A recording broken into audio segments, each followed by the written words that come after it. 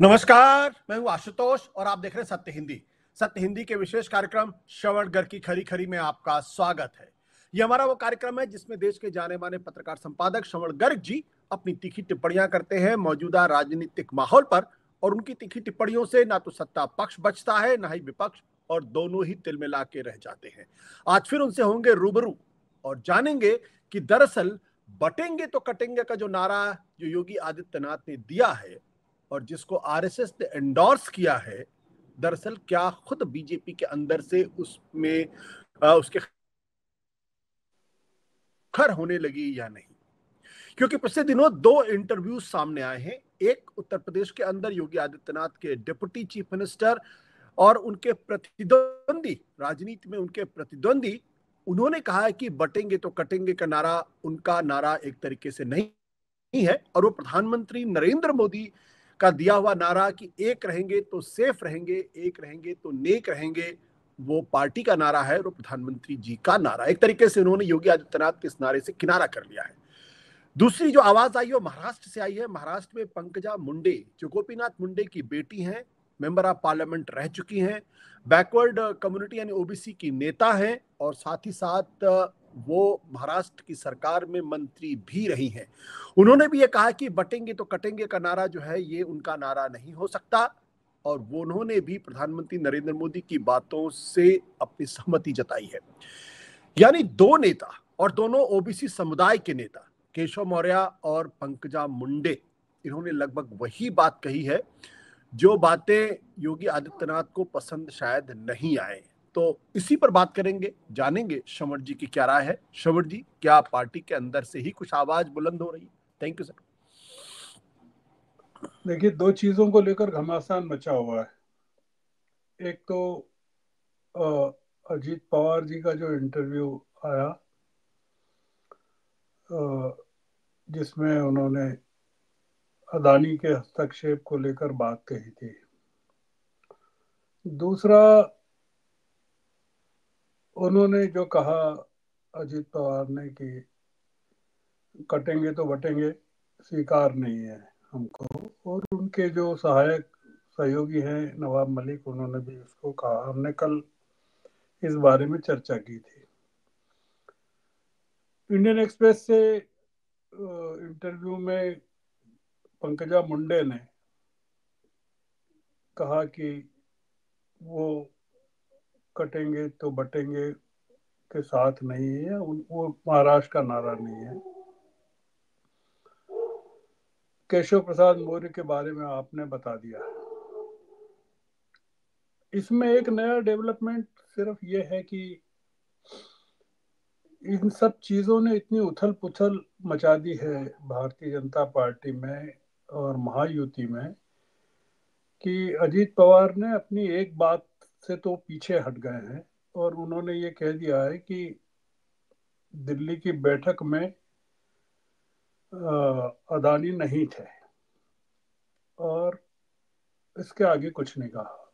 और दूसरा, शरद पवार ने ये कहा है कि वो काम के सिलसिले में उद्योगपतियों से मिलते रहते हैं, और शाह साहब से भी कई बार उनकी मुलाकात हुई है। आप सोचिए कि कितना कितना तहलका मच गया है इन दो चीज़ों से, कि पूरी जो महायुति का की लड़ाई है महाराष्ट्र में, और यूपी की 9 सीटें जो दांव पर हैं, वो खतरे में पड़ गई हैं। अब मुद्दा क्या है?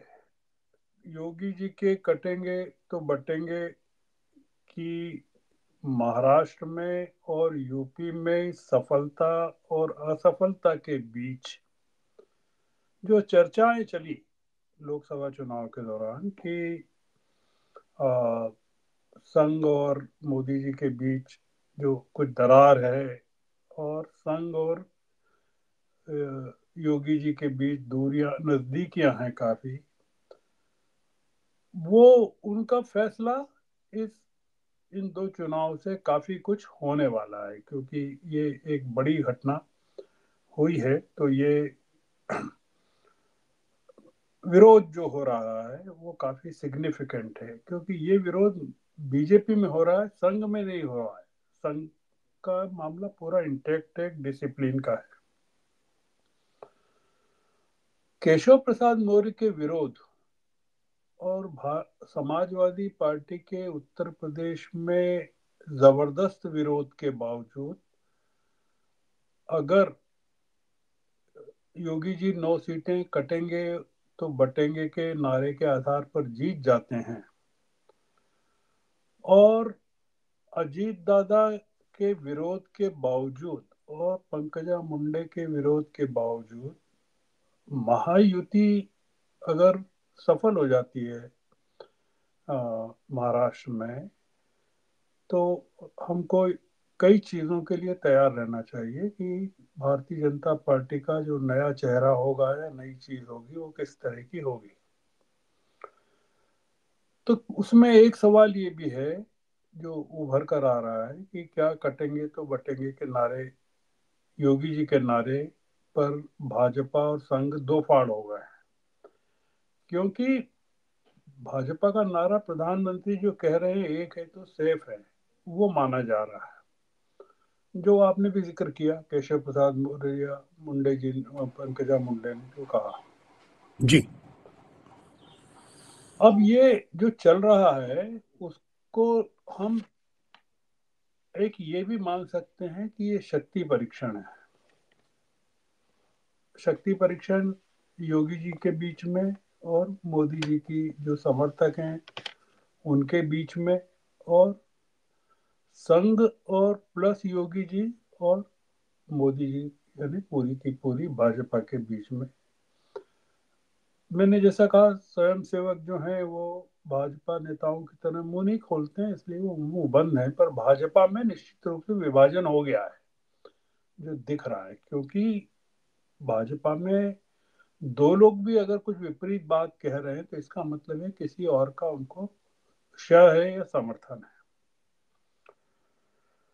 अब आपने भी कहा केशव प्रसाद मौर्य, तो केशव प्रसाद मौर्य नहीं, जो दूसरे डिप्टी सीएम है वो भी योगी जी का काफी समय से विरोध कर रहे हैं। और ये कि ये मुद्दा तो है ही कि ओबीसी हैं केशव प्रसाद मौर्य, और पंकजा मुंडे भी ओबीसी से आती हैं, और गोपीनाथ मुंडे का जिस तरह से निधन हुआ था वो उस पर तो बहुत बड़ी रहस्य की परतें अभी तक भी चढ़ी हुई हैं। अब ये जो शक्ति परीक्षण है वो एक तो दो मुद्दे कि पार्टी में क्या इसके परिणाम होंगे, क्योंकि मोदी जी ने और शाह साहब ने झारखंड में और महाराष्ट्र में तो चुनाव प्रचार जोरों से किया, हमने कल भी इस बारे में चर्चा की थी। मुझे ध्यान नहीं आता कि यूपी की 9 सीटों को लेकर इन दो बड़े नेताओं ने कोई वहां बड़ी रैली की हो, रोड शो किए हो, सभाएं की हो। और महायुति में अगर इसका विरोध हो रहा है, अगर अजीत पवार कर रहे हैं, तो इसके जो परिणाम हैं वो चुनाव में स्पष्ट रूप से दिखेंगे। क्योंकि पंकजा मुंडे ने जो कहा है, उन्होंने कहा है कि बात सिर्फ विकास की होनी चाहिए, एक नेता का काम यही होना चाहिए, महाराष्ट्र में जी ऐसे टॉपिक का प्रवेश भी नहीं होना चाहिए, पंकजा मुंडे ने जो इंटरव्यू में कहा है। पंकजा मुंडे का बयान इसलिए भी इम्पोर्टेंट है कि वो बीजेपी की नेशनल सेक्रेटरी हैं अभी, और एमएलसी हैं वहाँ, और फडणवीस साहब के साथ मंत्री रह चुकी हैं काफी। तो इसका मतलब है कि उनको उनके पीछे कोई ताकत है जो उनको, उसके बिना वो कर नहीं सकती। अब मुद्दा क्या है? मुद्दा ये है कि भाजपा नेताओं में हम सवाल कर सकते हैं कि क्या इस बात को लेकर कोई भ्रम नहीं फैल रहा है कि उनके मुंह से योगी का नारा प्रकट हो कि प्रधानमंत्री का नारा प्रकट हो। क्योंकि अधिकतर जो नेता हैं बीजेपी के, वो अभी उन्होंने इस बारे में, जैसे गडकरी से भी पूछा गया तो उन्होंने कोई जवाब नहीं दिया बारे में। उसका कारण ये माना जा रहा है कि गडकरी जी ने संघ ने योगी जी को समर्थन दिया है इस नारे पर, और गडकरी जी संघ के खास आदमी माने जाते हैं, तो इसलिए गडकरी जी का मुंह भी बंद है। वो उनसे जब पूछा इस सवाल में, तो उन्होंने बोला भाई अजीत पवार ने तो विरोध किया है। तो उन्होंने कहा भाई तीन अलग अलग दिशाओं से तीन लोग काम कर रहे हैं, तो सब अपने अपने एजेंडे के साथ महायुति में हैं। तो कोई कह रहा है तो वो कह रहा है, वो उसको आप रोक नहीं सकते। इसमें उल्लेखनीय एक और चीज ये कि अजीत पवार ने पीएम के नारे का समर्थन किया है और कहा है कि बटेंगे तो करेंगे कटेंगे, ये यूपी और झारखंड में तो चल सकता है, महाराष्ट्र में नहीं चल सकता। तो अब ये जो एक पॉइंट आया है कि क्या इसका असर किस तरह से देश की राजनीति पर और भारतीय जनता पार्टी की राजनीति पर हमको देखना चाहिए। योगी जी के नारे का मल्लिकार्जुन खड़गे ने जो जवाब दिया है वो ये है, मतलब जो देखा गया है जवाब, कि वो जनता से कहते हैं कि वो अब खड़गे साहब बोलते हैं आवाज दो, और जनता कहती है हम एक हैं। ये एक उन्होंने जवाब गढ़ा है कांग्रेस ने।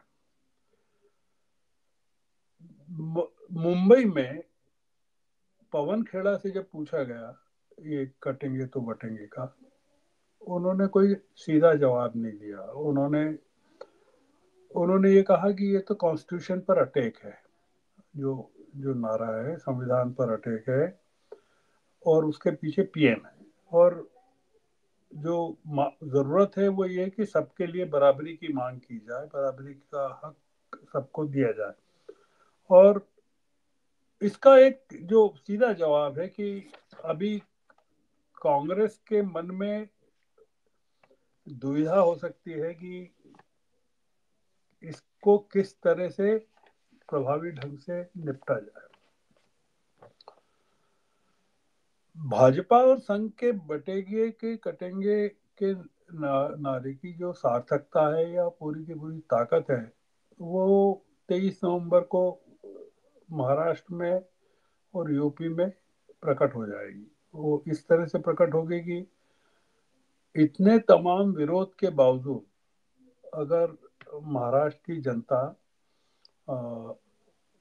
महायुति के पक्ष में दे देती है, वोट दे देती है, और अजीत पवार को उतना ही सफलता नहीं मिलती है, और उत्तर प्रदेश की सभी सीटों पर योगी जी जीत जाते हैं इतने विरोध के बावजूद, केशव प्रसाद मौर्य के विरोध के बावजूद और समाजवादी पार्टी के विरोध के बावजूद, तो उसका असर भारत की राजनीति पर किस तरह से पड़ेगा वो एक मुद्दा है। बीजेपी पर कैसे पड़ेगा वो दूसरा मुद्दा है। प्रधानमंत्री की ताकत किस तरह से कम होगी या बढ़ेगी वो एक अलग मुद्दा है। मैं एक अलग पॉइंट कहना चाहता हूँ, वो ये है कि कांग्रेस को बटेंगे तो कटेंगे का विरोध करना चाहिए कि एक है तो सेफ है का विरोध करना चाहिए, एक सवाल है। मैं एक सवाल खड़ा कर रहा हूँ, और या दोनों का विरोध करना चाहिए, और क्या दोनों का विरोध संभव है कि आप कटेंगे तो बटेंगे का भी विरोध कर रहे हैं और एक है तो सेफ है का भी विरोध कर रहे हैं। बीजेपी अगर कटेंगे तो बटेंगे को लेकर योगी और मोदी में बढ़ती जा रही है, और संघ अगर योगी जी के साथ खड़े हैं, तो कटेंगे तो बटेंगे का विरोध प्रकारांतर से योगी के खिलाफ मोदी को मजबूत बनाता है। वो विरोध अगर विरोधी पक्ष भी अगर विरोध कर रहे हैं, विपक्ष भी अगर योगी के नारे का विरोध कर रहा है और बीजेपी में से भी आवाज निकल रही है, तो मोदी मजबूत होते हैं। कांग्रेस अगर कहती है कि हमको मोदी का नारा पसंद नहीं है, एक है तो सेफ है भी पसंद नहीं है, तो उसमें योगी मजबूत होकर उभरते हैं। ये एक डायलेमा है। तो अगर बटेंगे तो कटेंगे, अगर बीजेपी और संघ की एक्सेप्टेड लाइन है तो सवाल ये है कि पंकजा मुंडे जो है वो अलग कैसे जा रही हैं। ये पूरी की पूरी लाइन है जो एक्सेप्टेड लाइन है, और अगर नहीं है एक्सेप्टेड लाइन तो फिर उसको स्वीकृति संघ की तरफ से कैसे मिल रही है, और एंडोर्समेंट। और तीसरा ये कि अगर संघ की स्वीकृति है और योगी जी ने नारा दिया है तो प्रधानमंत्री का अलग से नारा क्यों आना चाहिए कि भारतीय जनता पार्टी के तमाम जो कार्यकर्ता हैं, संघ के कार्यकर्ता हैं, वो उसको लेकर परेशानी में पड़ जाए। आखिरी मुद्दा ये है कि क्या योगी जी का जो नारा है वो अल्टीमेटली बीजेपी के लिए बहुत बड़ा नुकसान का कारण तो नहीं बनेगा, क्योंकि ये तो सिद्ध हो जाएगा अभी महाराष्ट्र का चुनाव, और यूपी के 9 सीटें भी हो जाएगी। ये नारा क्या बिहार में चलेगा क्या अगले साल? क्योंकि हमको दिल्ली में तो खैर इसका कोई सवाल नहीं है। अब अगले साल जो चुनाव है वो बिहार में बहुत बड़े चुनाव हैं, और क्या इस नारे के साथ भारतीय जनता पार्टी या एनडीए या नीतीश कुमार इसको स्वीकृति देंगे? क्योंकि बिहार में जिस तरह की पॉपुलेशन है वो क्या इसको स्वीकार करेगी, और क्या इसके कारण एनडीए में खलबली नहीं मच जाएगी? और दूसरा एक ये कि अगर महायुति हार जाती है महाराष्ट्र में तो क्या इसको कारण नहीं बताया जाएगा कि इस नारे के कारण हार गए? और यूपी में अगर सेटबैक लगता है तो क्या संघ की इसको कमजोरी माना जाएगा, संघ की पराजय माना जाएगा कि वो अपनी पूरी ताकत उसने योगी जी के साथ जोड़ दी, उसके बावजूद यूपी में वो परिणाम नहीं आया? मैं एक आखिरी बात ये कहना चाहता हूँ कि ये जो कटेंगे तो वटेंगे को जो सबसे बड़ा सेटबैक लगा है वो सुप्रीम कोर्ट की वर्डिक्ट से लगा है, जो कल की का जो डिमोलिशन को लेकर या बुलडोजर का जो न्याय है उसको लेकर जो फैसला आया है। क्योंकि उसकी सबसे बड़ी मार जो हो रही है बुलडोजर न्याय की, जस्टिस की, वो यूपी पर हुई है या योगी जी के पूरे एजेंडे पर हुई है। तो अगर जिस तरह की भाषा का इस्तेमाल किया है गवई साहब ने और वो जो दूसरे जज हैं उन्होंने जिस तरह की चीजें कही हैं और जो रिएक्शन आई है, मतलब प्रशांत भूषण ने जिस तरह से सलाम ठोका है सुप्रीम कोर्ट को अपनी तरफ से, और फैजान मुस्तफा ने जिस तरह से कहा है पूरे फैसले के बारे में, ये सबसे बड़ा इसका जो धक्का लगने वाला है वो यूपी में लगेगा इसके बुलडोजर जस्टिस का। तो कटेंगे और बटेंगे। और दूसरा ये सुप्रीम कोर्ट का मतलब पूरा का पूरा जो फैसला है वो जो पिटिशंस हैं तमाम, या उसके पीछे जो वो है कि मुसलमानों के अल्पसंख्यकों के घरों को तोड़ा जा रहा है।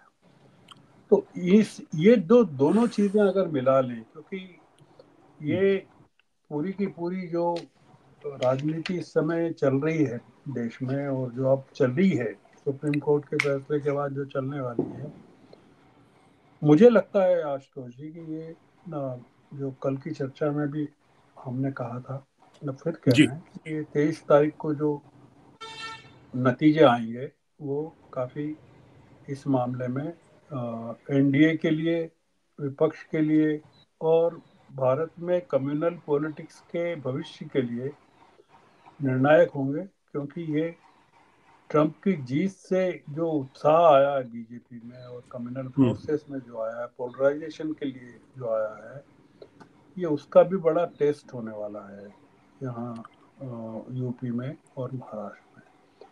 तो आपका जो मूल सवाल था वो उसकी कई परतें हैं उसमें। हम्म, मोदी जी और संघ के संबंध भी हैं, योगी जी और मोदी जी के संबंध भी हैं, योगी जी और संघ के संबंध भी हैं, और विपक्ष की पूरी राजनीति भी है।